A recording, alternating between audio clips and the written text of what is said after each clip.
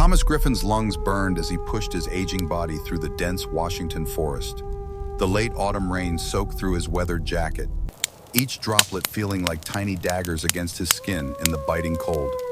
At 68, he wasn't built for running anymore, but necessity had a way of reviving old abilities. Behind him, voices called through the trees. Hunters, not for deer or elk, but for him and what he carried. "The old man can't have gone far," a voice shouted closer than Thomas would have liked. "Fan out!" Thomas clutched the leather medicine pouch tighter to his chest. Inside, wrapped carefully in oilskin, were the fruits of 3 years' solitary work. Rare herbs cultivated in secret, processed using knowledge passed down through generations of healers. Knowledge the new Pack Council had deemed outdated and superstitious. His boot slipped on wet pine needles, sending him tumbling down a short embankment. Pain shot through his right side as he landed awkwardly against an exposed root. Thomas bit back a curse, knowing sound carried far in these woods. Years as a military medic had taught him to evaluate injuries quickly. Bruised ribs, possibly cracked, but nothing broken. He could keep moving. The voices grew more distant as the hunters spread out, unsure of his direction. Thomas allowed himself one deep breath, then scanned his surroundings. 50 yards ahead, barely visible through the curtain of rain, was the entrance to a small cave system he had discovered decades ago. Few in the Evergreen Pack knew of its existence. Staying low, Thomas made his way toward the cave, each step deliberate and silent, despite the pain in his side. Once inside, he retreated to a narrow chamber he knew would be dry. His hands, though weathered and spotted with age, moved with practiced precision as he unpacked his emergency medical supplies. "Still got it, old man," he muttered to himself, applying antiseptic to a gash on his forearm he hadn't even noticed in his flight. The sting was clarifying, focusing his mind on immediate needs. Thomas had spent his life healing others, first soldiers on battlefields, then Pack members, as their trusted healer. Now, in the twilight of his years, he found himself alone, treating his own wounds in a cave while hiding from the very Pack he had served faithfully for decades. As he wrapped a bandage around his arm, memories of another time surfaced. Hiding in a similar cave with 3 wounded men under his care, enemy forces searching the jungle outside. He had been younger then, but just as determined to protect what was precious. Back then, it was the lives of his fellow soldiers. Today, it was something potentially more valuable, a formula that could restore what many aging werewolves thought lost forever, their ability to shift forms. The sound of distant thunder rolled through the cave. Thomas closed his eyes and allowed himself to remember how it all began. 6 months earlier, Thomas had lived a quiet life in his cabin on the eastern edge of Evergreen Pack territory. The modest structure sat nestled among towering Douglas firs and western hemlocks, far enough from the main Pack compound to afford him the solitude he had grown to prefer since Martha's passing 3 years ago. His days followed a predictable pattern: dawn rising, tending to his garden of medicinal herbs, occasional visitors seeking his healing expertise, and evenings spent documenting centuries of Pack medical knowledge into notebooks that no one seemed interested in reading. That particular morning had begun like any other. Thomas had been harvesting moonberries from the patch behind his cabin when a sleek black SUV pulled up his gravel driveway. Few Pack members drove out to see him anymore, especially not in vehicles that cost more than what most people earned in several years. From the SUV emerged Victor Hayes, the newly appointed head of the Pack Council. At 48, Victor represented the new direction of the Evergreen Pack, corporate, efficient, modern. His tailored suit seemed out of place among the wild beauty of the forest, like a shark swimming through a mountain stream. "Dr. Griffin," Victor called, using Thomas's formal title with a subtle condescension that suggested it was a relic much like the man himself. "Beautiful morning for gardening."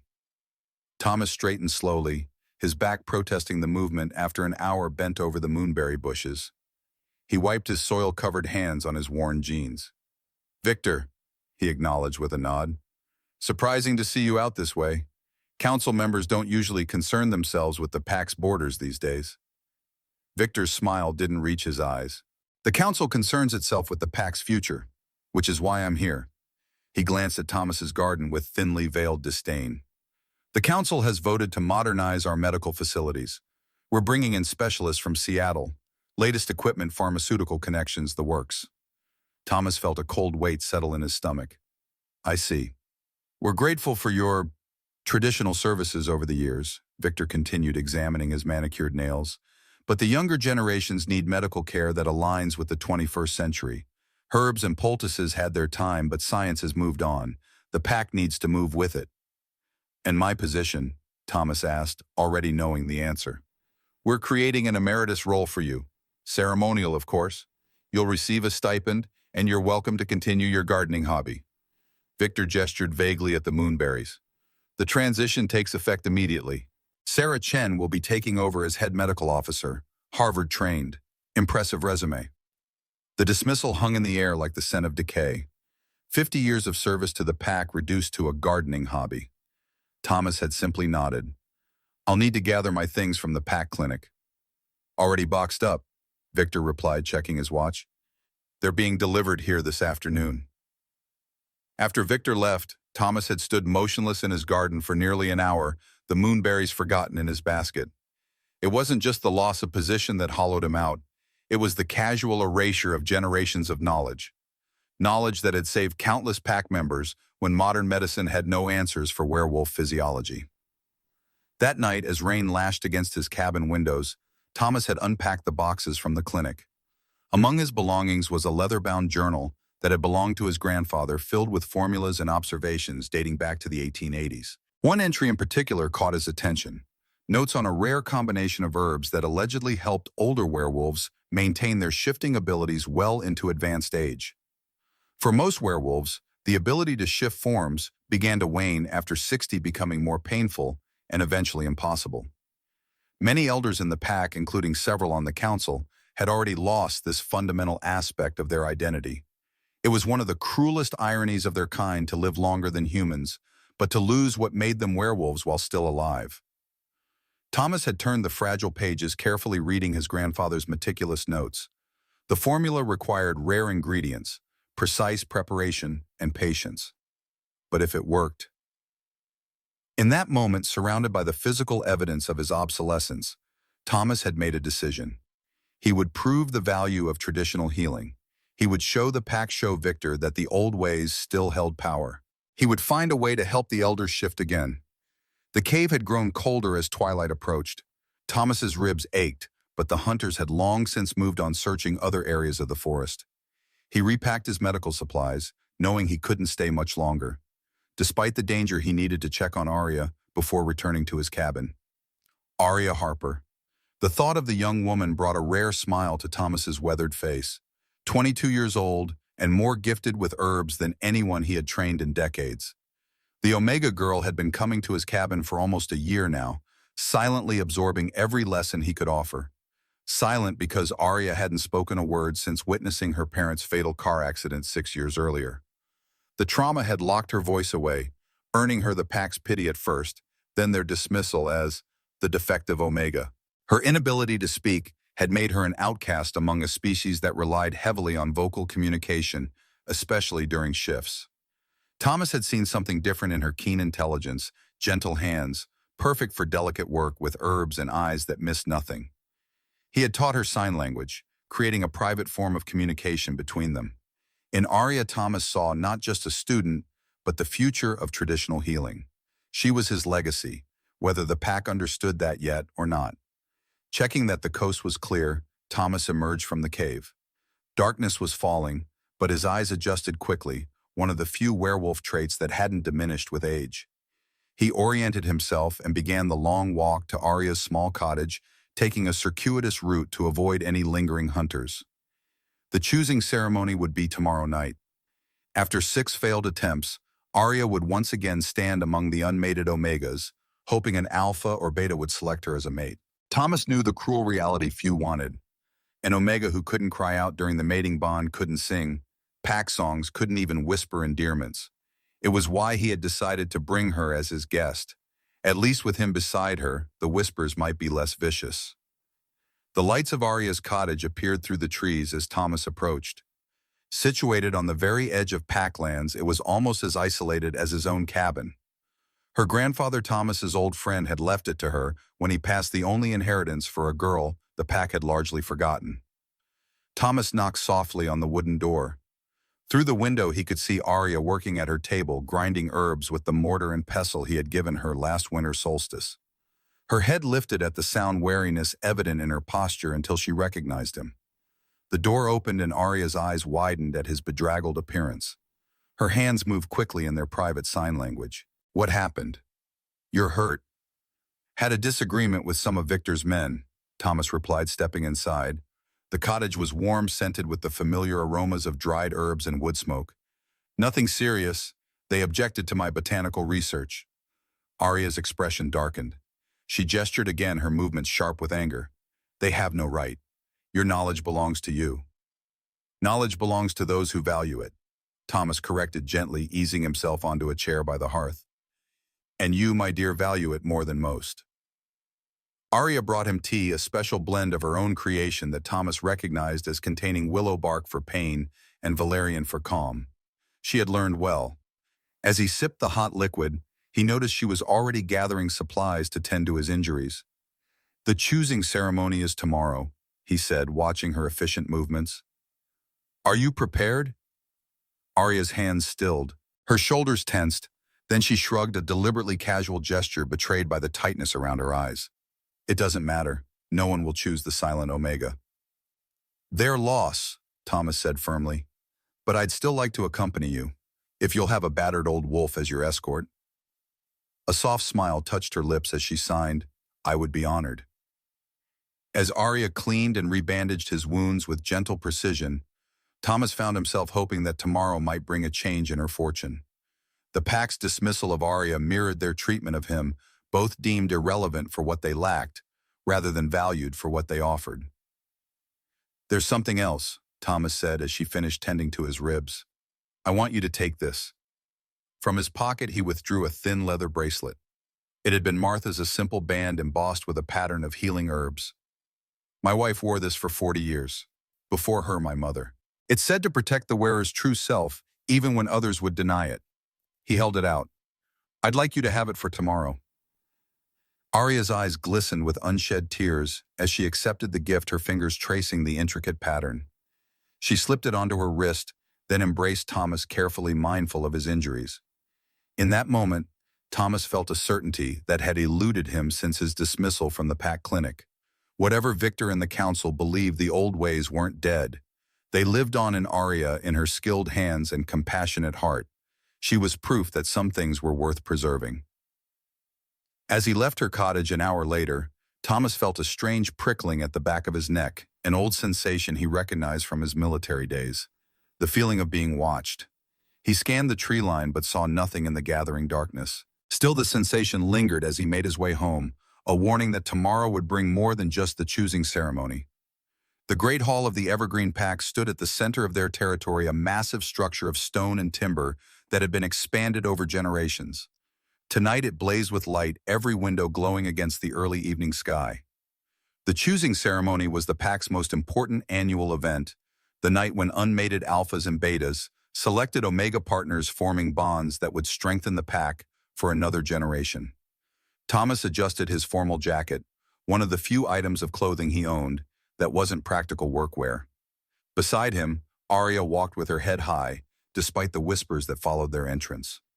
She wore a simple dress of deep green, her dark hair arranged in an intricate braid adorned with tiny white flowers. Martha's bracelet circled her wrist, a talisman against the judgment that surrounded them. The hall was already crowded, filled with the scent of pine roasting meat and the collective anticipation of the Pack.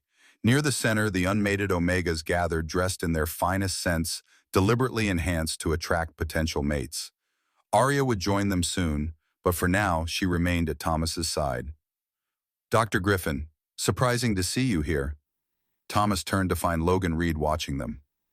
At 28, Logan was one of Victor's most loyal supporters on the council, young, ambitious, and utterly convinced of his own superiority. He had once been promised to Aria in an arrangement made by their parents during childhood. When she lost her voice, Logan had publicly broken the engagement, declaring her damaged goods. Logan, Thomas acknowledged coolly. The ceremony is open to all Pack members, I believe. Logan's gaze slid to Aria, his lip curling slightly. Of course, though some attendees might find the evening frustrating. especially when they can't participate fully in the bonding rituals. Thomas felt Aria stiffen beside him. Before he could respond, another voice cut through the tension. "Mr. Reed, I believe your presence is required by the council." Marcus Turner stood nearby, his posture military straight despite being in his mid-40s. The pack's head of security had served in the same war as Thomas, though decades later. A bond of respect had always existed between them, even after Thomas's removal from his position. Logan hesitated, then inclined his head stiffly. "Dr. Griffin, Aria." He departed without waiting for a response, disappearing into the crowd. "That boy needs lessons in respect," Marcus muttered once Logan was out of earshot. "Those lessons would be wasted," Thomas replied. "But I appreciate the intervention." Marcus's eyes crinkled slightly. "Least I could do. You patched me up enough times after border skirmishes." His expression grew more serious. "Be careful tonight, Doc. There's tension in the council. Something's brewing." Before Thomas could ask for clarification, a hush fell over the hall. The Alpha King had arrived. Ethan Blackwood moved through the crowd with the fluid grace of a predator power evident in every controlled movement. At 30, he embodied the perfect alpha, tall, broad-shouldered, with an aura of authority that commanded respect without effort. His dark hair was cut short, emphasizing the sharp angles of his face. But it was his eyes that held everyone's attention, a rare silver gray that seemed to glow in the firelight. Thomas had known Ethan since birth, had treated his childhood illnesses and training injuries, had watched him grow from a solemn boy into a formidable leader after his father's death 5 years ago. Despite the changes in the pack's governance structure with increasing power, ceded to the council, Ethan remained their Alpha King, the final authority in matters of pack law and defense. He was also unmated despite attending the choosing ceremony for the past decade. Rumors spoke of a curse that his fated mate had died before he could find her, leaving him with half a soul and a temperament as unforgiving as a winter storm. Thomas knew better. Ethan wasn't cursed. He was waiting. For what Thomas wasn't certain, but he recognized the watchfulness in those silver eyes, the same look his grandfather had described in the journals when writing about wolves who sensed their true mates existed but hadn't yet found them. Ethan took his place on the raised dais at the front of the hall, nodding to the assembled council members. Victor stepped forward, arms spread wide in welcome. "Brothers and sisters of the Evergreen Pack, welcome to the choosing ceremony.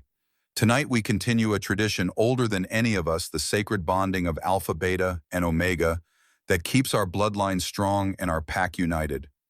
The formal words washed over the crowd. Thomas felt a tug at his sleeve as Aria signed quickly. "I should join the others." He squeezed her hand. "Remember what I told you. Stand tall. You have nothing to be ashamed of." Aria nodded, her chin lifting slightly. As she moved toward the center of the hall, where the other unmated Omegas gathered, Thomas noticed how the others subtly shifted away, leaving a small, empty space around her. The isolation was deliberate, cruel in its casualness. The ceremony began with Victor calling forth the first Alpha, a young man from a prominent family. He surveyed the gathered Omegas, then called a name. A pretty blonde stepped forward, blushing with pleasure.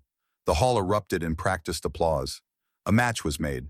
One by one, Alphas and high-ranking Betas stepped forward to make their choices. With each selection, the group of Omegas thinned. The sense of anticipation began to curdle into the sharp tang of desperation among those remaining. Thomas kept his eyes on Aria, willing her to maintain the dignity she had shown thus far. Ethan remained seated, watching the proceedings with detached interest. 10 years of ceremonies, and he had yet to choose a mate. The council's frustration was evident in Victor's tight smile whenever he glanced at their king. As the ceremony progressed, Thomas found himself drifting closer to the side of the dais where he could overhear the council's murmured conversations. Old habits from his military days, gathering intelligence through careful observation, had never quite left him. "This is the 3rd year with declining birth rates," an older council member was saying to Victor. "Without new matings, especially from strong bloodlines like the Blackwoods, we face a slow death." Victor's response was too low to catch, but his expression as he looked at Ethan was calculating. Thomas had seen similar looks during his time as a medic officer planning operations that would risk soldiers' lives for strategic advantage.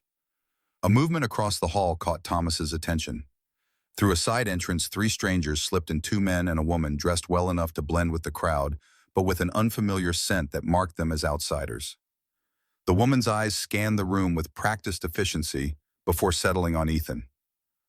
Thomas frowned. Security at the ceremony was typically tight. Visitors from other packs were required to announce themselves formally.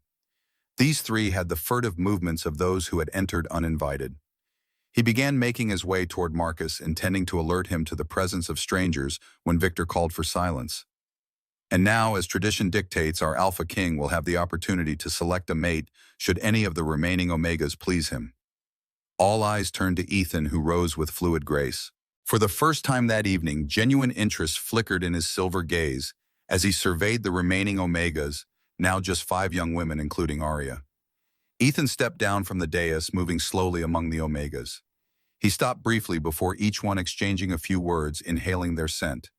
The ritual was ancient, predating even the formal structure of the ceremony. When he reached Aria, a hush fell over the hall.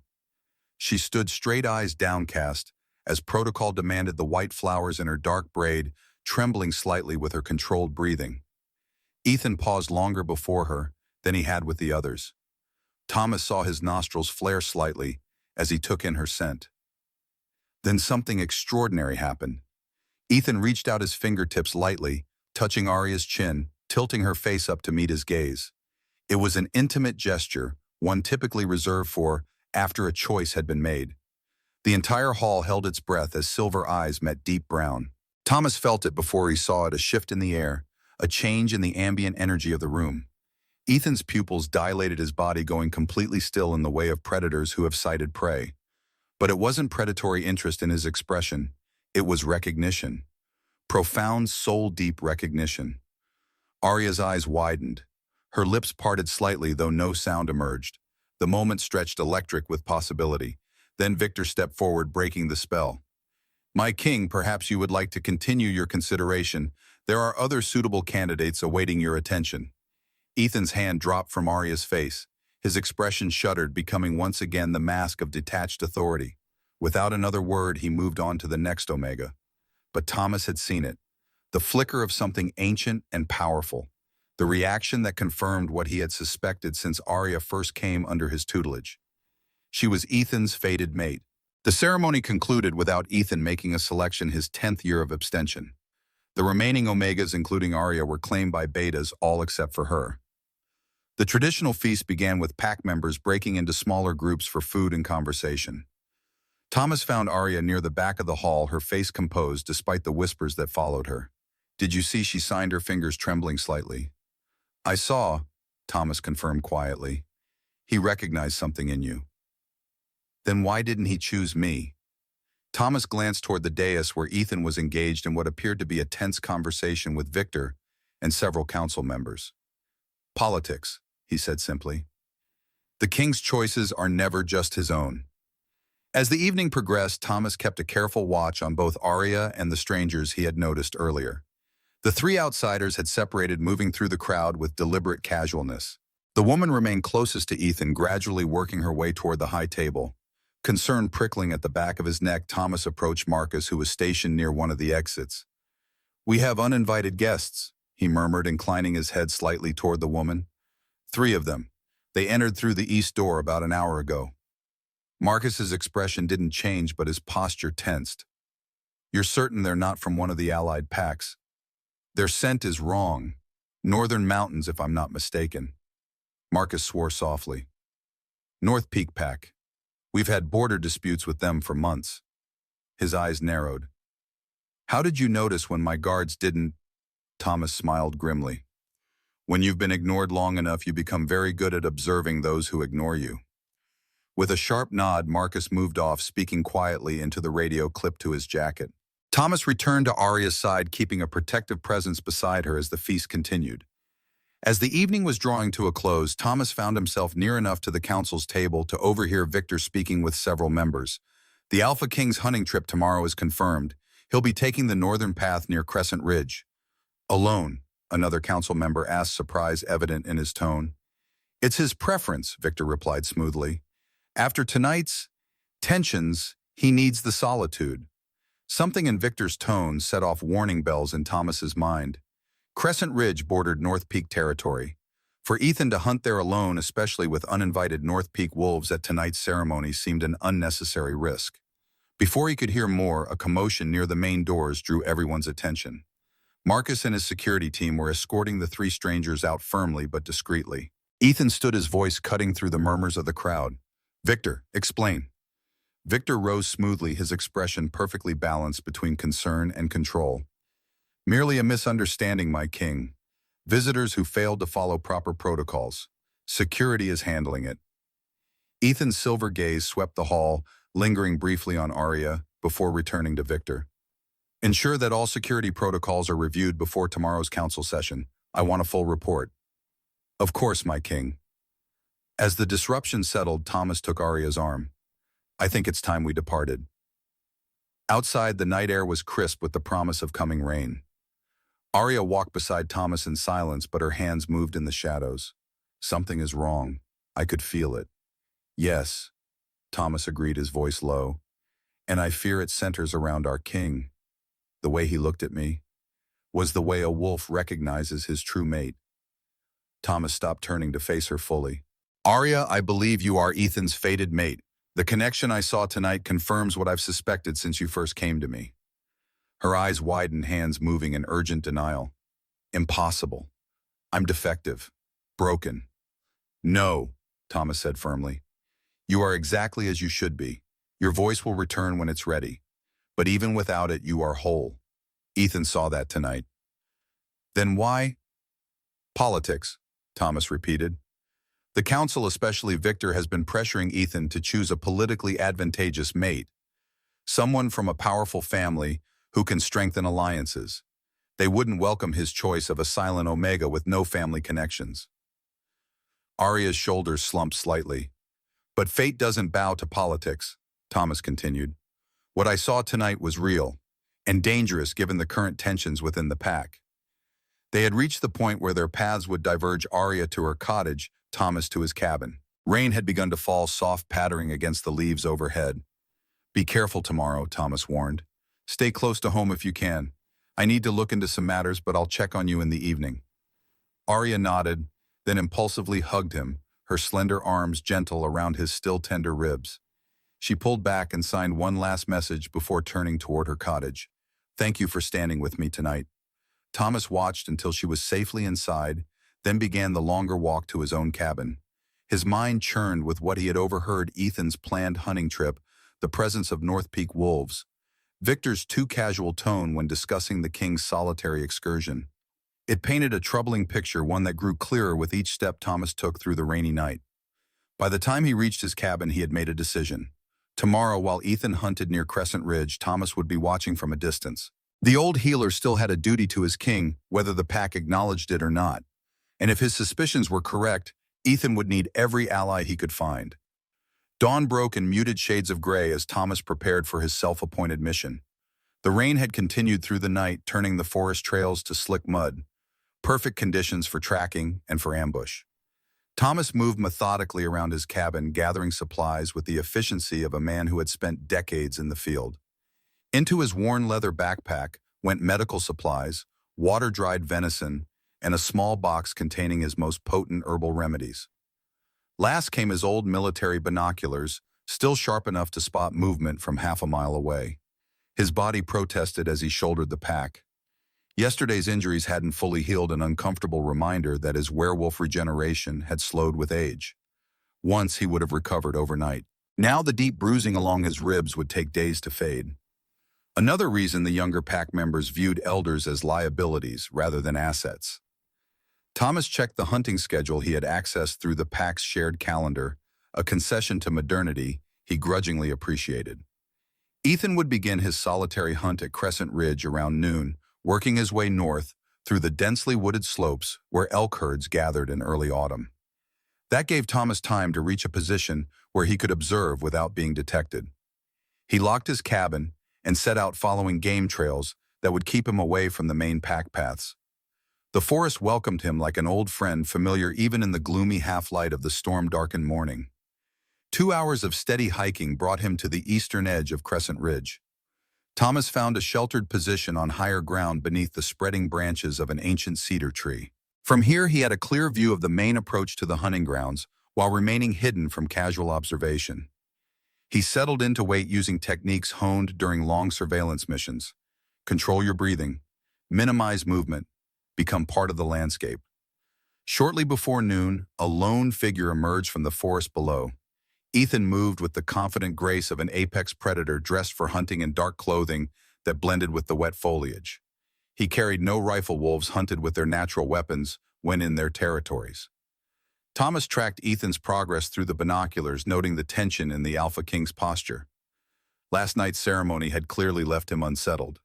Thomas wondered if the connection with Aria was still resonating within him, creating the same disturbance in his soul that Thomas had witnessed in her. Ethan paused at the bottom of the ridge, lifting his head to scent the air. For a moment, Thomas worried he might detect an older wolf's presence, but the steady rain washed away scents almost as quickly as they formed. After a moment, Ethan continued up the slope, moving deeper into the prime hunting territory. Thomas gave him 15 minutes, then began to follow at a safe distance, keeping to the natural cover of the forest. Years as a healer had taught him the movements of werewolf bodies in ways few others understood.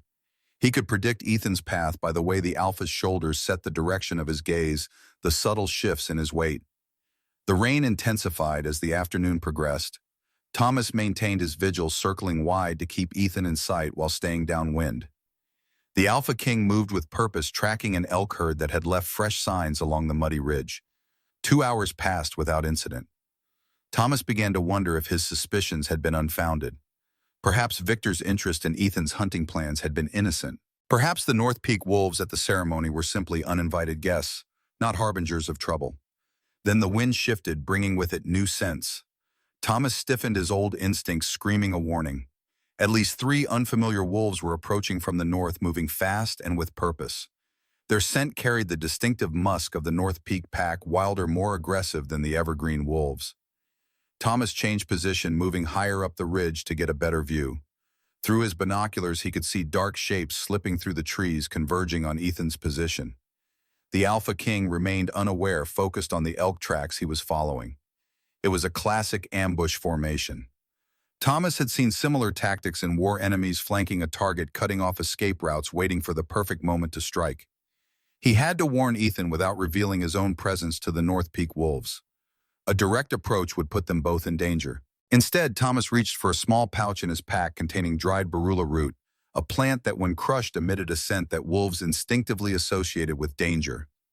With practiced movements, Thomas crushed the root between his fingers and placed it on a flat stone. The rain would carry its scent downhill toward Ethan, hopefully alerting him without pinpointing Thomas's location. Within minutes, Ethan's posture changed. He straightened, abandoning the elk tracks to scan his surroundings with renewed vigilance. The barula root had worked. He was now alert to potential danger. But the warning came too late. 5 North Peak wolves burst from the underbrush, already shifted into their massive wolf forms. They had shed their human shapes for the raw power of their animal sides, a clear statement that this was no diplomatic encounter. Ethan reacted with impressive speed, dropping into a defensive crouch as his own shift began. The transformation from man to wolf usually took several seconds, precious time he didn't have with enemies closing in. Thomas watched in horror as the largest North Peak wolf, a scarred gray beast the size of a small horse, lunged for Ethan's throat while he was still mid-transformation. The Alpha King twisted away, but not quickly enough to avoid a deep slash across his shoulder from the attacker's claws. Despite the injury, Ethan completed his shift. His wolf form was magnificent, coal-black with silver-tipped fur along his spine, larger than any of his attackers. His silver eyes gleamed with cold fury as he faced the 5 wolves that had surrounded him. The fight that followed was brutal. Ethan fought with the skill of a born alpha, his movements a lethal combination of raw power and tactical precision. 2 of the North Peak wolves fell back bleeding from vicious bites to their haunches, but he was outnumbered, and the initial wound to his shoulder had slowed his left side. The scarred gray wolf coordinated the attacks with unnerving intelligence, driving Ethan toward a steep drop-off where his movements would be constrained. Thomas knew he had to act. Ethan might be the more powerful fighter, but 5 against 1 were impossible odds, especially with the strategic disadvantage of the terrain. Moving quickly despite his protesting ribs, Thomas circled to a position 30 yards above the fight. From his pack, he took a small clay pot sealed with beeswax, one of his more potent creations. Inside was a mixture of wolfsbane extract and crushed ghost pepper, suspended in pine resin. When ignited, it produced a smoke that caused intense discomfort to werewolf senses without causing permanent damage. It was a defensive tool he had developed for the pack's border guards years ago, though Victor had discontinued its use, preferring more modern and lethal weapons. Thomas struck a match and lit the short fuse protruding from the pot, then hurled it into the midst of the fighting wolves. The pot shattered on impact, and thick, acrid smoke billowed outward. The effect was immediate. The North Peak wolves recoiled, paws scraping at sensitive noses, eyes watering uncontrollably. Even Ethan was affected, backing away from the noxious cloud with a snarl of discomfort.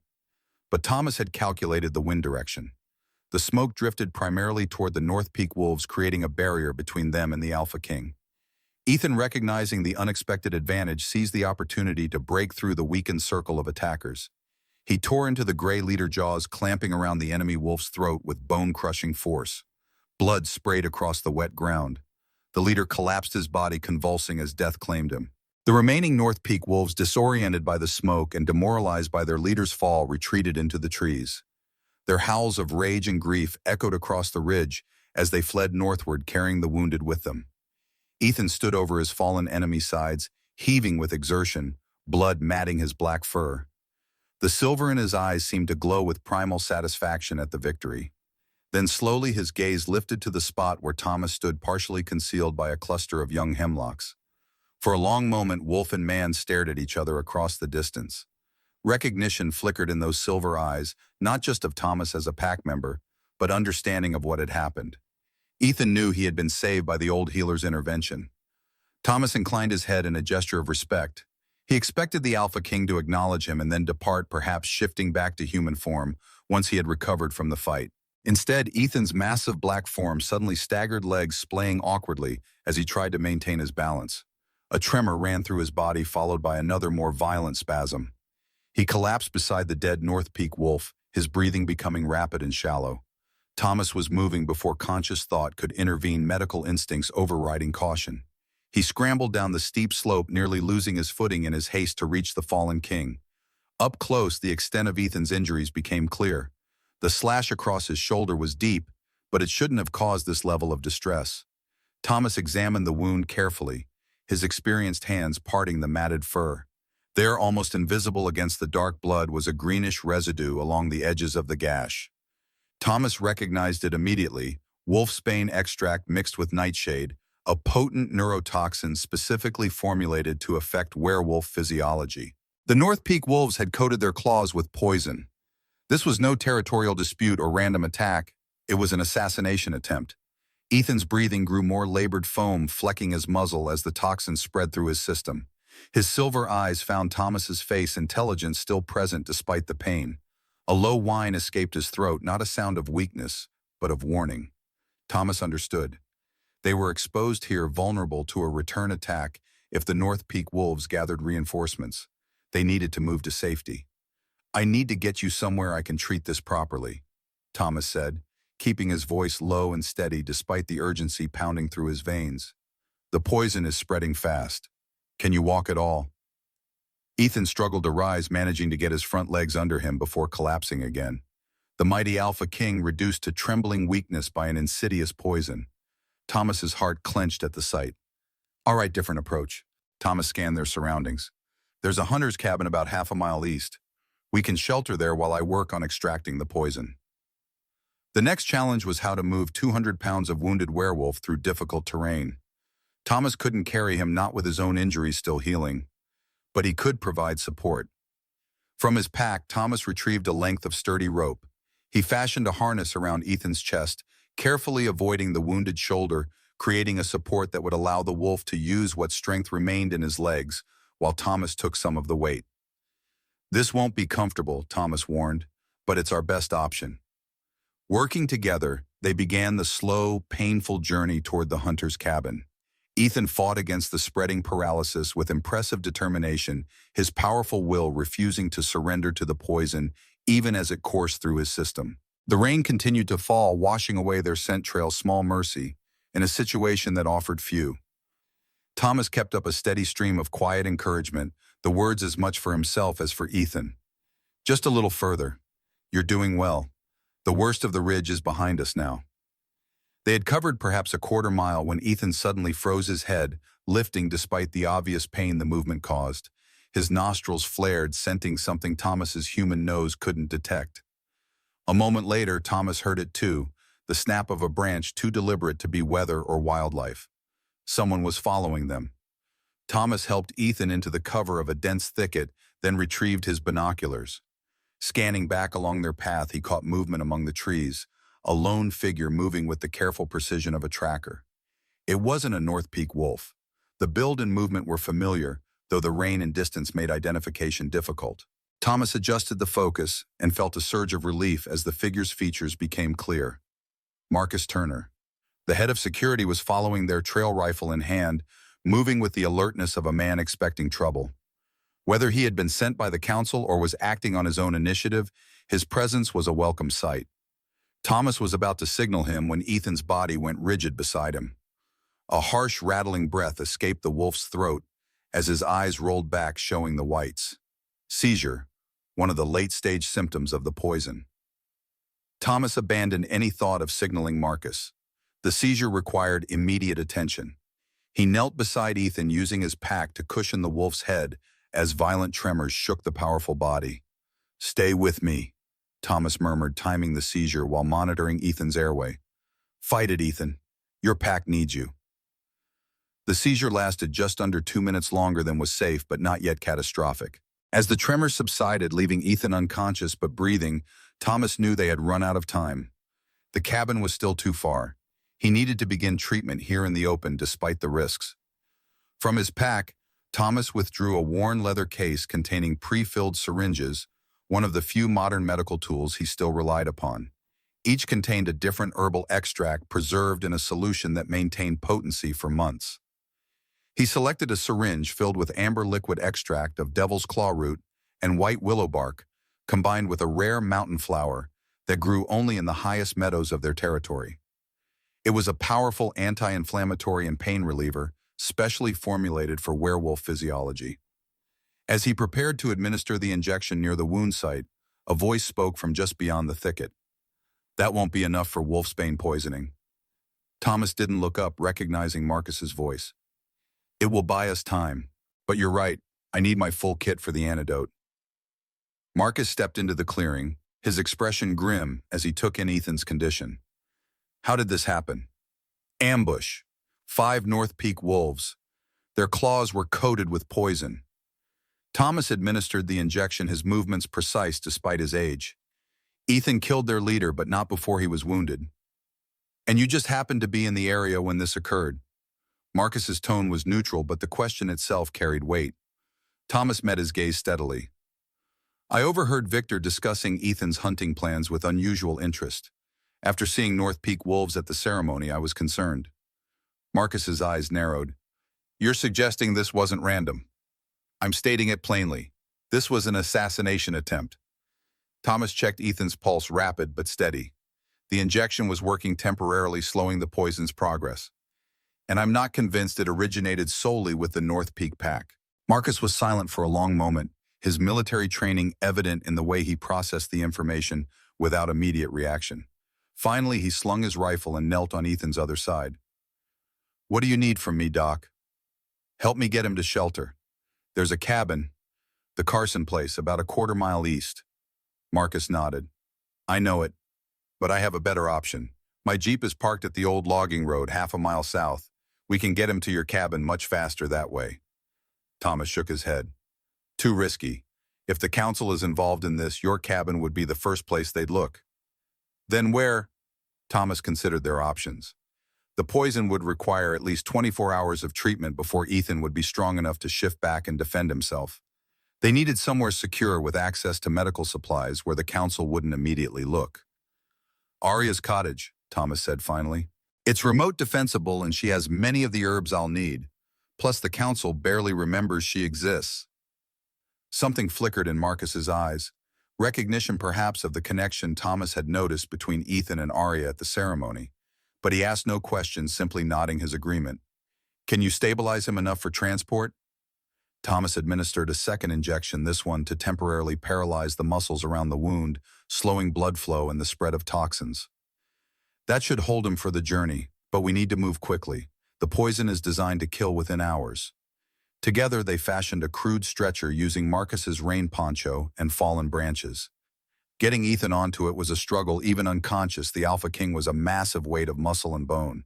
But military experience had taught both men how to transport wounded comrades under difficult conditions. The journey to Marcus's jeep was arduous. The rain had intensified, turning the forest floor into a treacherous slide of mud and wet leaves. Twice they nearly lost their footing on steep descents, the stretcher threatening to slip from their grasp. By the time they reached the vehicle, Thomas's old injuries were screaming in protest, fresh blood seeping through his shirt where the barely healed gash on his arm had reopened. But the sight of the jeep, rugged and mud-splattered, perfectly camouflaged against the forest backdrop, brought a surge of relief. Loading Ethan into the back was another challenge, but they managed it with grim determination. Thomas climbed in beside him, continuing to monitor his condition, while Marcus took the wheel. "The main roads will be watched," Marcus said as he navigated the jeep along the narrow logging trail. "I'll take the old Forest Service roads. Longer route, but safer." Thomas nodded, too focused on Ethan to reply at length. The Alpha's condition was deteriorating despite the temporary treatments. His breathing had become shallow and irregular, his temperature dropping as the poison attacked his central nervous system. The jeep bounced and slid its way through the forest, Marcus driving, with the skill of a man who had spent decades patrolling these lands.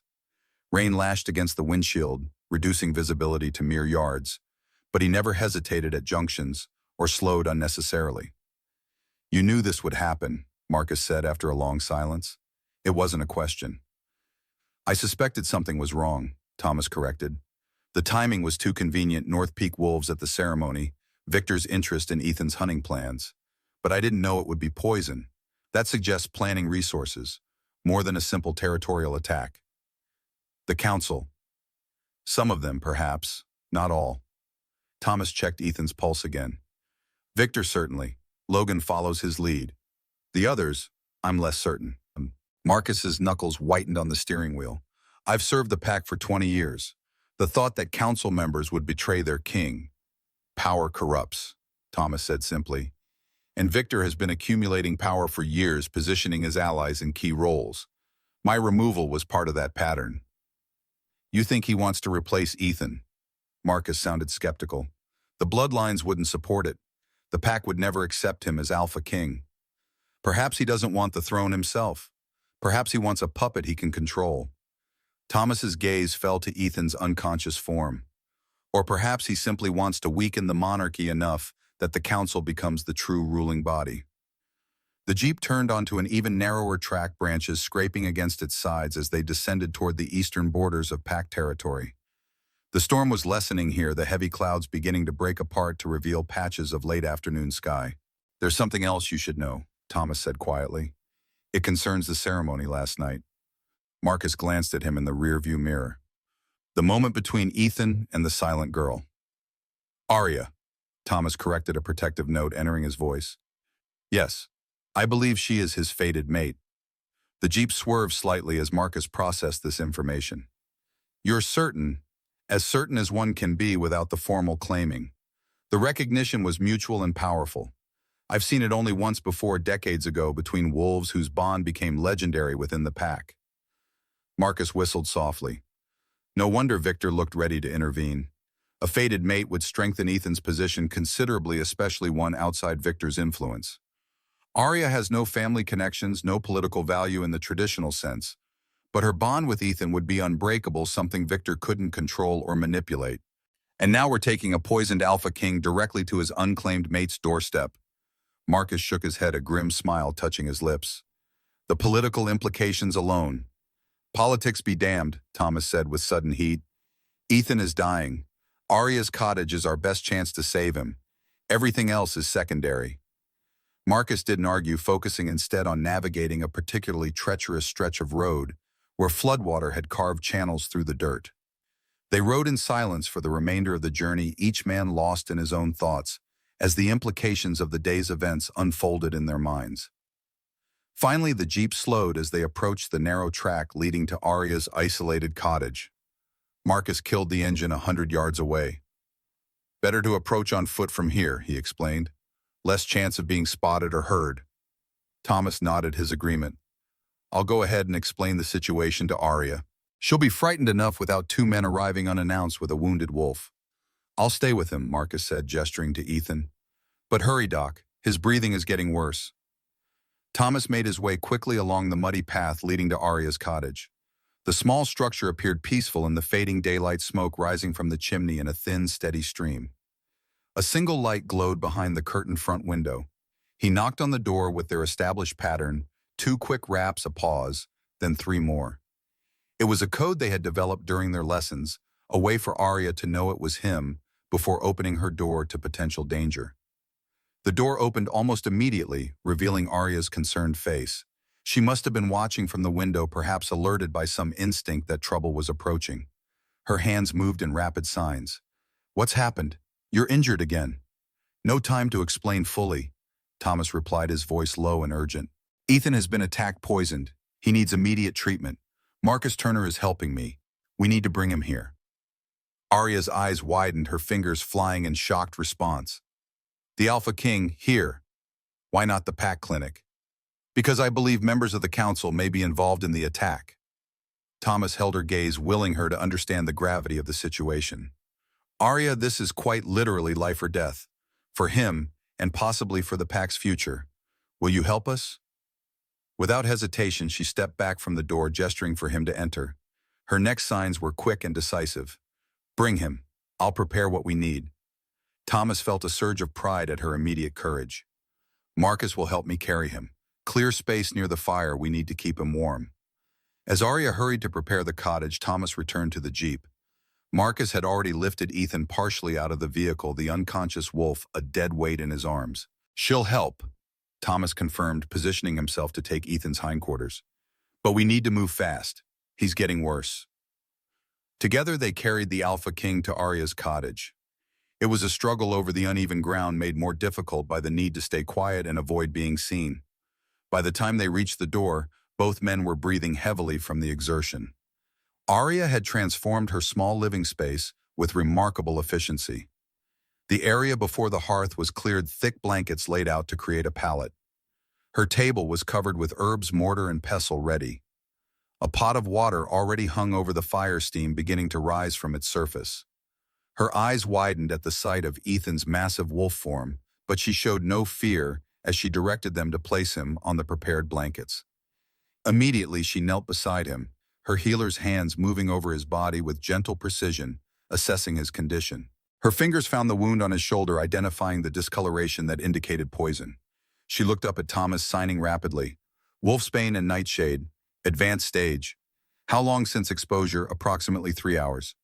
Thomas answered, kneeling beside her. His old bones protested the movement, but he ignored the discomfort. "I've administered temporary countermeasures, but we need the full antidote." Aria nodded, already moving to her shelves of dried herbs. She selected several jars with quick, confident movements, bringing them to the table. Marcus watched them work with undisguised amazement. "You've taught her well, Doc." "She was born for this," Thomas replied simply, pride evident in his tone despite the dire circumstances. "Her grandfather was a gifted healer before me. The knowledge is in her blood." Together, Thomas and Aria began the complex process of creating the antidote. It required precise measurements of rare herbs, careful extraction of essential oils, and exact timing of each step. They moved in perfect synchrony, communicating through signs, nods, and occasional quiet words from Thomas. Marcus stationed himself by the window, rifle ready, keeping watch for any sign they had been followed or discovered. The cottage was silent, except for the crackle of the fire, the soft clink of glass jars, and Ethan's labored breathing. As Thomas crushed dried bloodroot with a mortar and pestle, adding it to the simmering mixture Aria was stirring, he explained the situation more fully to her through a combination of speech and signs. The North Peak wolves were waiting for him. It was a planned ambush with poison specifically designed to kill an alpha. Someone told them exactly where Ethan would be hunting today. Aria's hands paused in their work, her expression troubled as she signed her response. You think someone in our pack betrayed him? Yes. And I believe it was Victor, possibly with Logan's help. They've been consolidating power for months. With Ethan gone, they would control the council completely. But who would be Alpha, the bloodline? Would pass to Ethan's cousin Mitchell, a weak wolf who seldom attends council meetings. He would be a figurehead, nothing more. Marcus spoke up from his position by the window. There's something else to consider. What you saw at the ceremony last night between Ethan and Aria. Thomas nodded gravely. If Victor recognized what I did, that Aria is Ethan's fated mate, it would give him additional motivation to act quickly. A mated Alpha King with a true bond would be much harder to control or depose. Aria's hands stilled completely, her face paling at the implications. She looked down at the unconscious form of Ethan, seeing him not just as her king, but as something far more personal and profound. He knew me. When our eyes met, he knew me. Yes, Thomas confirmed gently. The recognition was clear to anyone with eyes to see it, which makes you both targets now. The gravity of the situation settled over the cottage like a physical weight. Aria resumed her work with renewed urgency, her slender fingers moving with increased precision as she completed the final stages of the antidote. The finished medicine was a thick, dark liquid that smelled strongly of earth and bitter herbs. Thomas checked its consistency carefully before nodding his approval. This needs to be administered directly into the wound, he explained, filling a large syringe with the mixture. The poison has spread too far for oral administration to be effective. Aria held Ethan's massive head steady while Thomas injected the antidote deep into the shoulder wound. The Alpha King's body tensed, a low growl escaping his throat. Despite his unconscious state, the medicine burned as it worked to neutralize the toxins. Now we wait, Thomas said, setting the empty syringe aside. The next few hours will be critical. If he survives until midnight, he has a chance. Aria signed a question that Thomas had been avoiding in his own mind. What if he dies here? What happens to the pack? To us? If Ethan dies, Marcus answered before Thomas could, his voice hard with suppressed emotion. The council will claim it was an attack by North Peak wolves alone. They'll use it to justify military action against our neighbors. There will be war, and anyone who questions the official story will be branded a traitor. And if he lives, Aria's signs were sharp with intensity. If he lives, Thomas said quietly, we still face danger. Victor won't stop with one failed attempt. And now we've involved ourselves directly in pack politics at the highest level. There's no going back from this.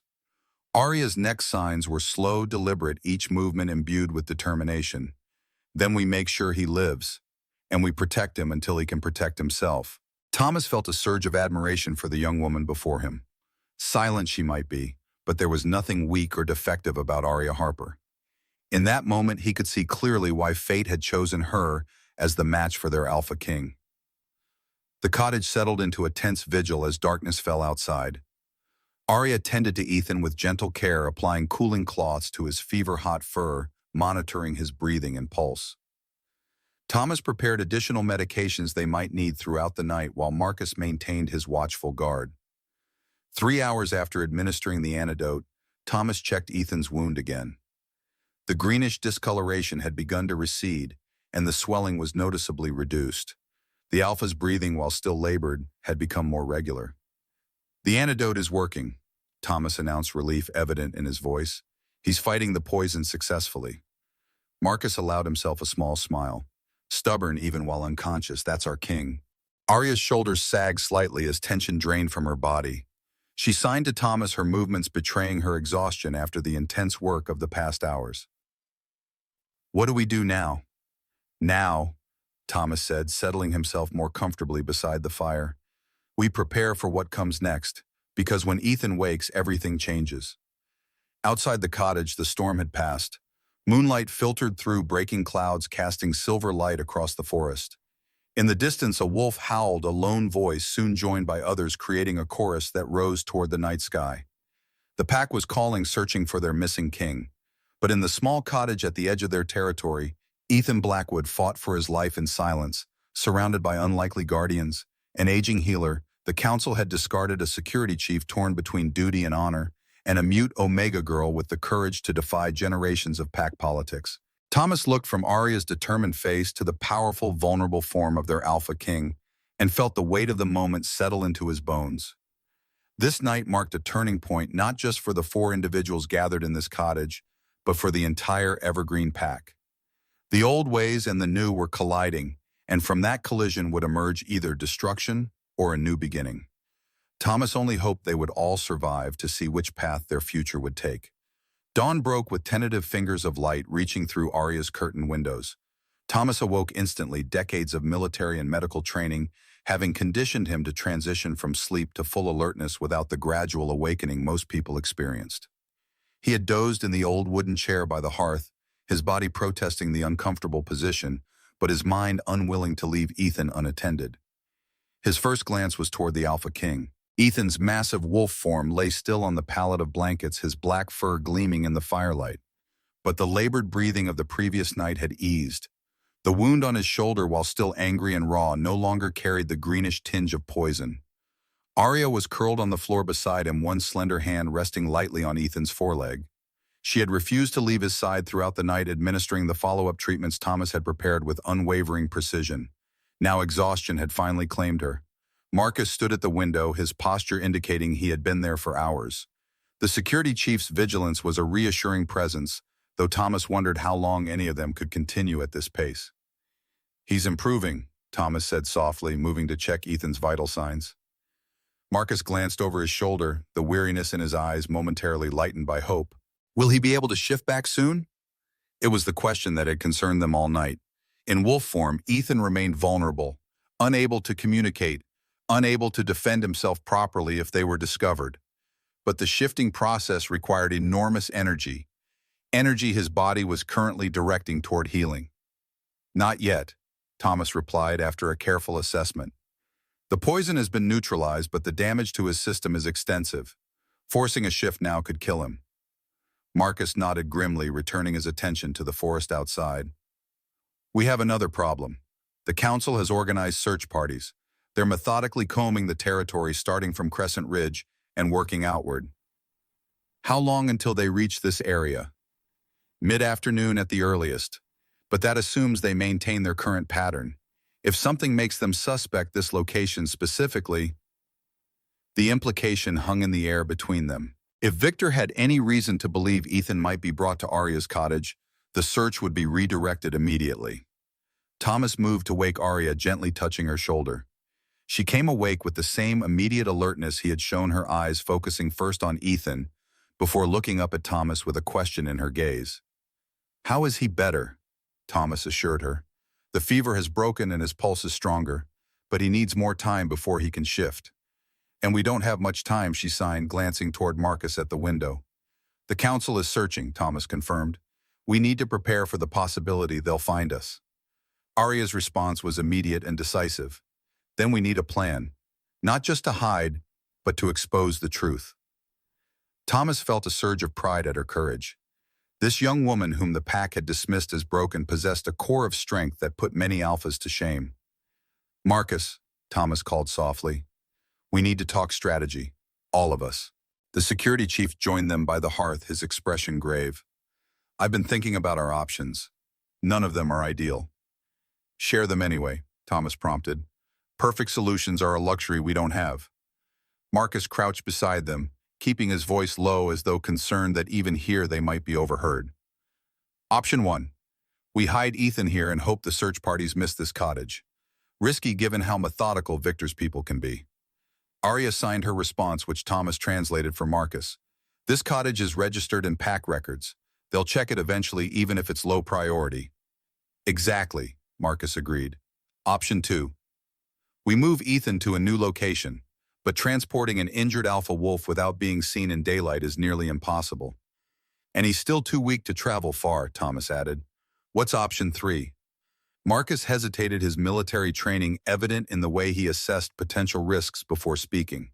"Option 3 is more aggressive. We gather evidence of Victor's betrayal and take it directly to the pack elders, bypassing the council entirely." This sparked Thomas's interest. The pack elders, werewolves over 70 years old who had retired from active leadership, still held ceremonial authority. In cases of disputed succession or suspected treason, they could theoretically intervene. "What evidence do we have?" Thomas asked. "Suspicion isn't enough to accuse a council head of attempted regicide." We have the poison itself, Marcus pointed out. It's unique, a specific formula used exclusively by the North Peak Pack. I recognized it from border skirmishes. The question is, how did Victor acquire it, and how did he coordinate with North Peak wolves? Aria's hands moved in excited signs. The visitors at the ceremony, the strangers you saw. Could they have been the contact? Possible, Thomas acknowledged. But proving a connection between them and Victor would be difficult. We need something more concrete. They fell silent, each considering the challenge before them. The cottage was quiet except for the soft crackle of the fire and Ethan's steady breathing.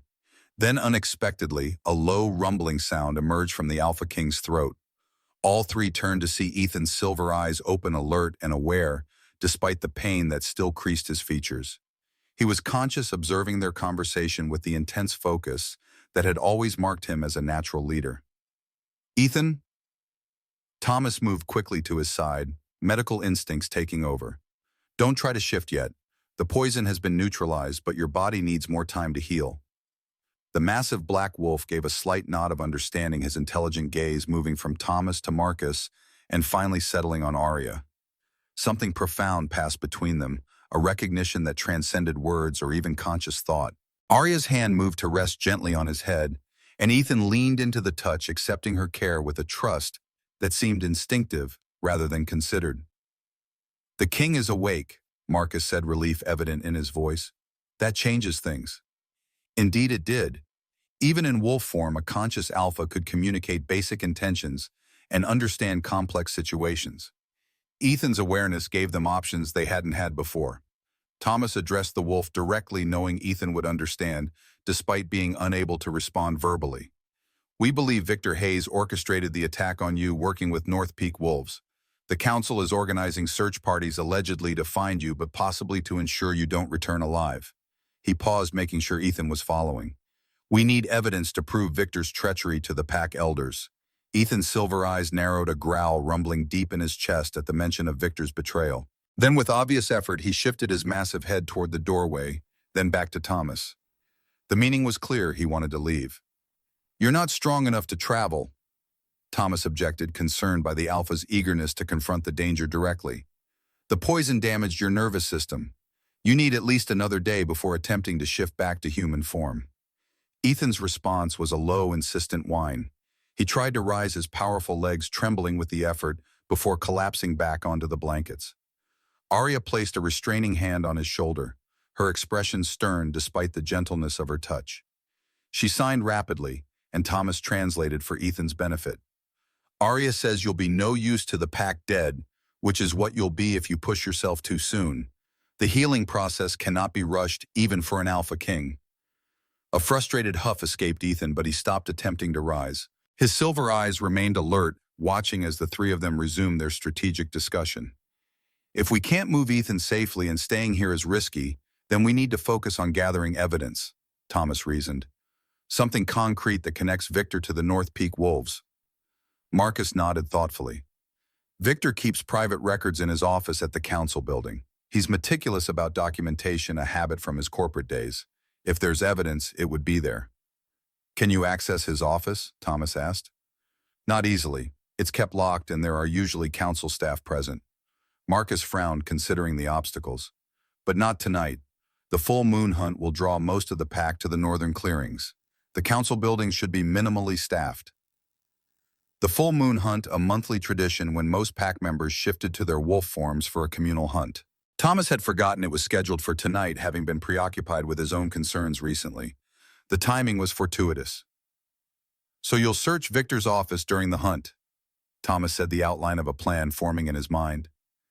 What about the North Peak connection? We need to prove they were working with him specifically, not just attacking our Alpha King on their own initiative. Aria's hands moved in decisive signs.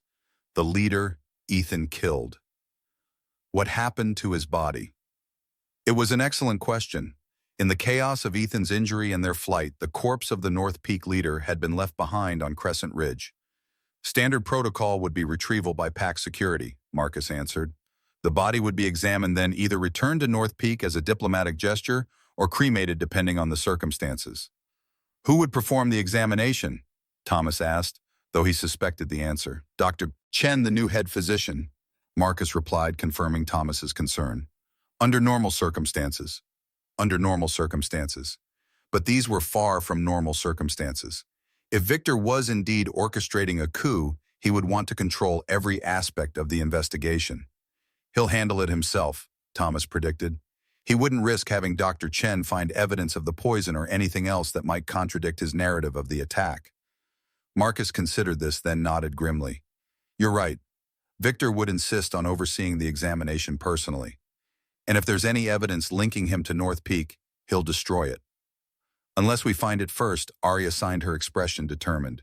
The body would be kept in the examination room at the security compound, Marcus said. Access is restricted, but as head of security I can enter without raising suspicion. A plan was taking shape, dangerous, but with potential to expose the truth. Marcus would examine the North Peak leader's body, seeking evidence of coordination with Victor, while also searching the council head's office for incriminating documents. What about us? Thomas asked, gesturing to himself, Aria, and the wounded Ethan. We remain here and hope the search parties overlook this cottage. Aria shook her head decisively. Too risky. We need a distraction, something to draw the search away from this area entirely. She was right. They needed to redirect the search parties, giving Ethan more time to heal, and Marcus more freedom to gather evidence. But what kind of distraction would be significant enough to divert all attention from the eastern borders where Aria's cottage stood? The answer came from an unexpected source. Ethan, who had been listening intently to their discussion, suddenly gave a sharp bark, a sound of realization. With obvious effort, he extended one massive paw toward Thomas, the claws scraping against the wooden floor in a deliberate pattern. Thomas recognized the behavior immediately. He wants to write something. Aria quickly retrieved a sheet of paper and a piece of charcoal from her drawing supplies. She placed them on the floor within reach of Ethan's paw. With remarkable dexterity for a wolf, Ethan dragged the charcoal across the paper. The result was crude but legible 3 letters. NPC. Marcus stared at the letters, confusion evident on his face. North Peak. What? Cub. Thomas breathed, understanding dawning. North Peak Cub. He turned to Ethan. The bundle you were protecting when you were attacked. It wasn't just any pup. It was the child of the North Peak leader. Ethan's silver eyes confirmed the guess with a distinct gleam of approval. This revelation changed everything. If Ethan had been protecting a North Peak cub during the attack, it suggested a complexity to the situation they hadn't considered. Why would the Alpha King of Evergreen Pack be safeguarding the offspring of a rival pack's leader? The North Peak leader who attacked you, Thomas said slowly. He wasn't trying to kill you initially. He was trying to recover his child. Another nod from Ethan. But why did you have the cub in the first place? Marcus asked, clearly struggling to make sense of this new information. Ethan scratched at the paper again. This time the message was longer, his paw struggling to form the letters clearly. Mother asked, dying. Thomas pieced together the implications. The cub's mother asked for your protection. She was dying. Ethan nodded, then added one more word to the paper. Sister. The room fell silent as the full picture emerged. The North Peak leader's mate, the mother of the cub, had been Ethan's sister. Not by blood perhaps, but by some bond strong enough that she had entrusted him with her child as she lay dying. Your sister married into the North Peak Pack, Thomas said, understanding now. When she was dying, she asked you to protect her child. You went to retrieve the cub, but were ambushed not by her mate, but by others who saw an opportunity. Ethan's eyes clouded with grief, but he nodded confirmation. Victor must have learned about the cub, Marcus reasoned. He used the situation to set a trap, telling the North Peak wolves where to find you, providing them with the poison. From their perspective, you had stolen their future alpha. From Victor's perspective, it was a perfect opportunity to eliminate you. Where is the cub now? Aria signed her expression concerned. All eyes turned to Ethan, who scratched a final message on the increasingly crowded paper. Hidden. Safe. The cub is our distraction, Thomas said, the plan crystallizing in his mind. If we can make Victor believe Ethan hid the North Peak heir somewhere in the Western Territories, he'll redirect the search parties there away from us. Marcus nodded slowly, seeing the strategy. It could work. Victor would be desperate to find the cub, both to eliminate a potential complication and to use as leverage with North Peak. How do we plant this information? Aria asked. Through Logan, Thomas decided. He's ambitious, but not particularly clever. If he believes he's discovered valuable information Victor doesn't yet have, he'll rush to be the one to deliver it.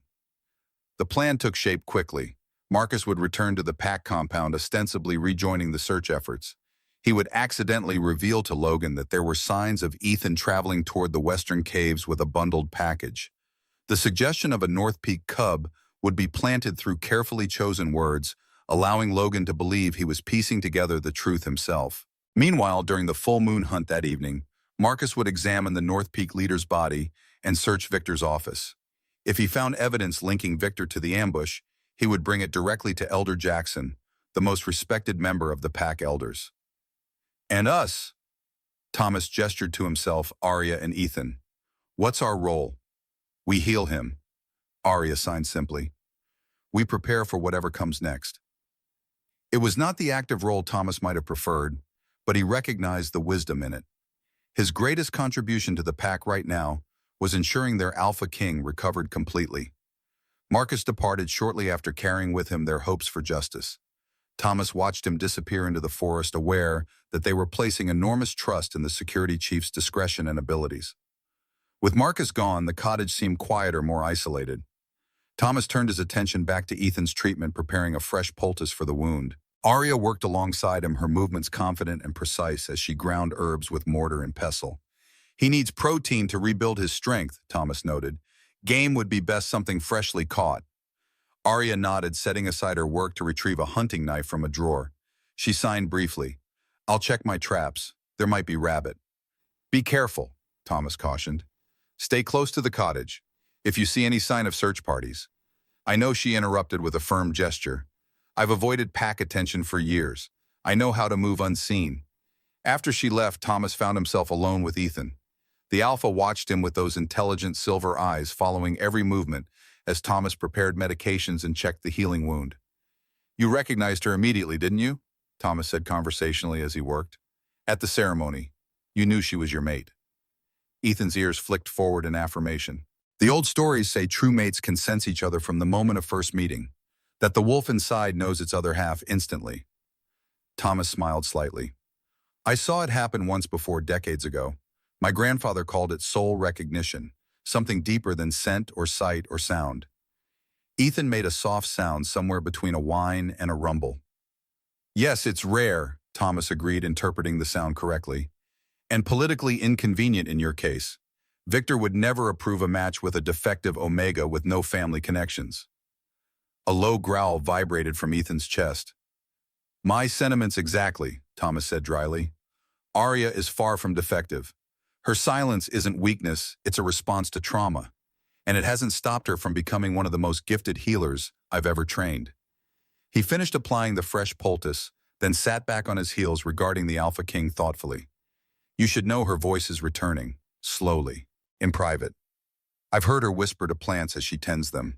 Single words, sometimes short phrases. The healing has begun, though she may not fully realize it yet. Ethan's silver eyes widened slightly at this information. The true mate bond might accelerate that healing, Thomas continued. The old texts speak of mates completing each other, filling the empty spaces, healing old wounds. If you claimed her properly, the implication hung in the air between them. A proper claiming the ritual that would bind Alpha and Omega in a lifelong bond could only occur when both parties were in human form, capable of speaking the ancient vows. Ethan's gaze became distant, considering possibilities and complications. Then he looked back at Thomas with a question in his eyes. Yes, I believe she would accept you, Thomas answered the unspoken query. Despite your rather intimidating reputation, she's not one to be swayed by rumors or frightened by power. A different sound emerged from Ethan, then something almost like a chuckle. It was heartening to hear a sign that the Alpha spirit remained strong even as his body healed. The moment was interrupted by the cottage door opening as Aria returned. She carried 2 rabbits already skillfully dressed and ready for cooking. Her keen eyes moved between Thomas and Ethan, noting the atmosphere. What were you talking about? She signed after setting the rabbits aside. The healing properties of true mate bonds, Thomas replied honestly, seeing no reason to hide their conversation. And the politics that complicated your meeting at the ceremony. Aria's cheeks colored slightly, but she didn't shy away from the topic. Her hands moved in careful signs. Is it true then? What I felt when our eyes met, Thomas glanced at Ethan, who was watching Aria with an intensity that needed no translation. Yes, he said simply. It's true. You are his fated mate, and he is yours. The implications of this truth filled the small cottage. Under normal circumstances, the discovery of a true mate was cause for celebration throughout the pack. The pair would be honored, their union blessed by elders, their future bright with promise. But these were not normal circumstances. Their Alpha King lay wounded, unable to shift, while members of his own council plotted against him. The recognition of mates had become not just a personal milestone, but a political complication with far-reaching consequences. Aria seemed to understand this perfectly. Her signs were pragmatic rather than romantic. First we heal him, then we deal with Victor. Only then can we consider what this means for us. Thomas translated for Ethan's benefit, though the Alpha's gaze suggested he had understood her meaning regardless. The king gave a solemn nod of agreement, respecting her priorities. As Aria prepared the rabbit stew, Thomas found himself reflecting on the strange turns his life had taken. 6 months ago, he had been a respected healer, secure in his position, if increasingly aware of Victor's growing influence. Now he was essentially a fugitive, harboring his wounded king in a remote cottage involved in pack politics at the highest and most dangerous level. Yet he felt more alive, more purposeful than he had in years. His knowledge was valued again, his experience essential rather than dismissed as outdated. In Aria, he had found not just a student, but a successor who would carry traditional healing knowledge into the future. And in Ethan, he had found a leader worth fighting for, one who recognized worth beyond political expedience.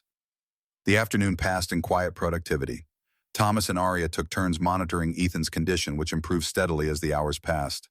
By late afternoon, the Alpha could stand for short periods, though walking remained difficult. His silver eyes were clear and alert, following their movements with increasing impatience. You want to shift back, Thomas observed as he changed the bandage on Ethan's shoulder. I understand, but your body needs more time. The poison targeted your central nervous system. Shifting now could trigger seizures or worse. Ethan's frustration was evident in the tense set of his powerful shoulders, but he didn't attempt to contradict Thomas's medical judgment. Aria approached with a bowl of the rabbit stew, the rich aroma filling the cottage. She set it before Ethan, who regarded the offering with what could only be described as resignation. Eating in wolf form was undignified for any werewolf, especially an Alpha King accustomed to impeccable manners in human form. Seeming to sense his discomfort, Aria turned away, busying herself at the hearth to give him privacy. Thomas followed her lead, focusing on preparing the evening's medications rather than watching Ethan eat. It was a small courtesy, but the Alpha's appreciative rumble suggested it was noted and valued. As dusk approached, Thomas found himself increasingly anxious about Marcus. By now, their distraction plan should have been implemented. The search parties would either be redirecting to the Western Territories or continuing their methodical progression toward Aria's cottage. We should prepare for the possibility that the plan failed, Thomas said quietly to Aria as they worked side by side. If search parties appear, you'll need to leave immediately through the back. There's a ravine half a mile south that could provide cover. Aria's response was immediate and definitive. I won't leave either of you. Aria, no. Her signs were emphatic. My place is here, with both of you. I can help defend if necessary. Thomas knew better than to argue. The determined set of her jaw reminded him painfully of her grandfather, a man who had stood his ground against far worse threats than pack politics. Very well, he conceded. But if it comes to the worst, remember that your survival is essential. You carry knowledge that must not be lost. Sometimes retreat is the braver choice. Before she could respond, a sharp sound cut through the evening quiet. 3 quick taps on the window, followed by 2 more. Marcus's signal. Thomas moved quickly to the door, opening it just enough to verify the security chief's identity before allowing him inside. Marcus entered swiftly, his expression a complex mixture of triumph and concern. The distraction worked, he reported without preamble. Search parties had been redirected to the Western Territories. Logan was eager to share the discovery with Victor exactly as we predicted. And the evidence, Thomas prompted. Marcus withdrew a small leather pouch from inside his jacket. 2 things. First fibers found on the North Peak leader's claws identical to the material of Victor's ceremonial robe. They met recently in close proximity. That's suggestive but not conclusive, Thomas noted. This is more definitive. Marcus opened the pouch, carefully extracting a small glass vial containing traces of dark liquid, found hidden in a compartment in Victor's desk. It's the same poison used on Ethan. The chemical signature is distinctive. Ethan's growl rumbled through the cottage at the sight of the poison that had nearly killed him. What about communication with North Peak? Thomas asked. Any proof of coordination? Better, Marcus said, a grim smile touching his lips. I found financial records. Victor has been paying significant sums to someone called Highland Consulting for months. It's a shell company controlled by the North Peak beta Gregory Kinnear. This was the evidence they needed: concrete proof of an ongoing relationship between Victor and high-ranking members of the North Peak Pack, including financial transactions that would be difficult to explain innocently. Have you taken this to Elder Jackson? Thomas asked, hope rising for the first time in days. Marcus's expression darkened. That's the problem. Elder Jackson is missing. According to his housekeeper, he left yesterday evening after receiving an urgent message. No one has seen him since. The implications were chilling. Elder Jackson was their best hope for intervention against Victor.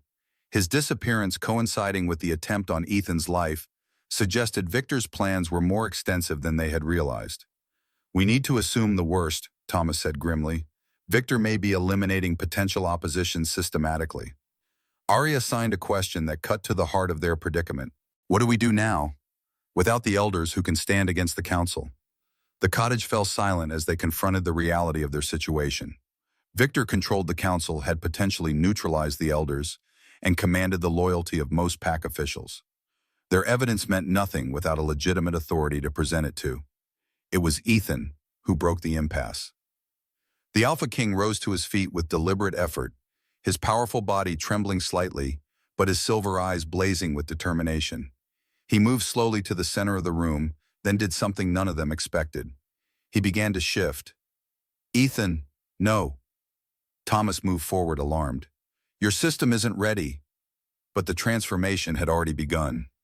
Bones cracked and realigned as the massive wolf form contorted fur receding into skin muzzle, shortening into a human face. The process, normally completed in seconds, stretched agonizingly as Ethan's damaged nervous system struggled to execute the complex transformation.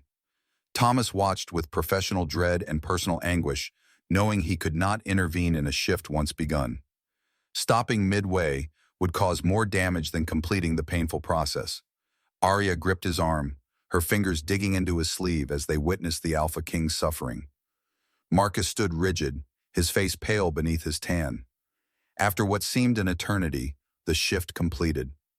Where the massive black wolf had stood, a man knelt on the cottage floor, tall, powerfully built, with the same silver eyes that had marked his wolf form.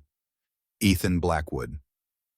Alpha King of the Evergreen Pack, naked and trembling from exertion, but unmistakably, undeniably present in his human form. Help me up, he commanded, his voice rough from disuse, but carrying the natural authority that had made him king. Thomas and Marcus moved forward, immediately supporting Ethan as he rose to his full height. Aria quickly retrieved a blanket, offering it with downcast eyes in a gesture of traditional Omega respect. Ethan accepted the covering with a nod of thanks, wrapping it around his waist before addressing them all. I've heard everything, he said, his voice gaining strength with each word. I understand the situation we face. Victor's betrayal, the elders compromised the pack in danger. His silver gaze swept over them. You three have shown courage and loyalty beyond measure. Now I ask for your trust, as I tell you what must happen next. Thomas felt the weight of the moment settle into his bones. Whatever Ethan proposed would be dangerous, probably desperate, but they had come too far to turn back now. We're listening, my king, he said simply. Ethan's plan was as bold as it was perilous. Rather than hiding or seeking outside support, they would confront Victor directly at the height of the full moon hunt before the entire assembled pack. A public accusation cannot be quietly disposed of, Ethan explained, his strategic mind evident despite his physical weakness. Victor's power comes from controlling the narrative. We must shatter that control in a way he cannot contain or deny. The hunt begins at moonrise, Marcus noted, checking his watch. That's less than 2 hours from now. Enough time to prepare, Ethan replied with grim determination. Enough time for what must be done. As they discussed the details, Thomas found himself watching Aria. She had retreated slightly, her expressive eyes fixed on Ethan with a complex mixture of emotions, concern, admiration, and something deeper that belonged only to true mates who had recognized each other but not yet claimed the bond. When Ethan finally looked directly at her, the cottage seemed to hold its breath. Alpha King and silent Omega, their connection transcending the chaos that surrounded them. Aria.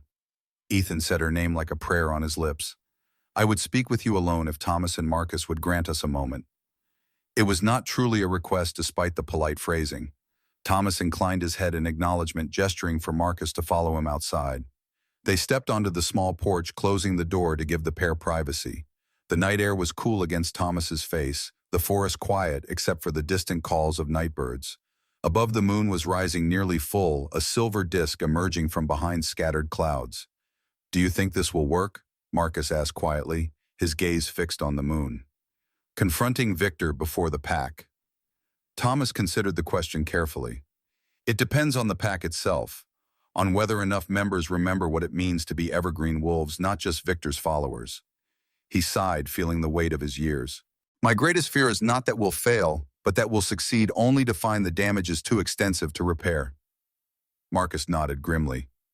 Some wounds don't heal clean. But they do heal, Thomas countered, drawing on his lifetime of medical experience. Given time, proper care, and the body's natural wisdom. The same is true for packs. They stood in companionable silence for several minutes, each man lost in his thoughts as the moon continued its ancient journey across the sky. Then the cottage door opened behind them. Ethan emerged now, dressed in clothes Marcus had brought from the pack compound, dark jeans and a simple black Henley that did nothing to diminish his regal bearing. The wound on his shoulder was freshly bandaged, nearly invisible beneath the fabric. Only the pallor of his skin and a certain carefulness in his movements betrayed his recent brush with death. Aria followed, her face composed, but her eyes bright with emotion. Something had passed between them in that private conversation, some promise or decision that had brought both resolution and new tension. It's time, Ethan said simply. The pack awaits its alpha. Thomas looked at the three people before him, the wounded king standing tall despite his pain, the security chief bound by honor rather than ambition, the silent healer whose strength lay in her compassion rather than her voice.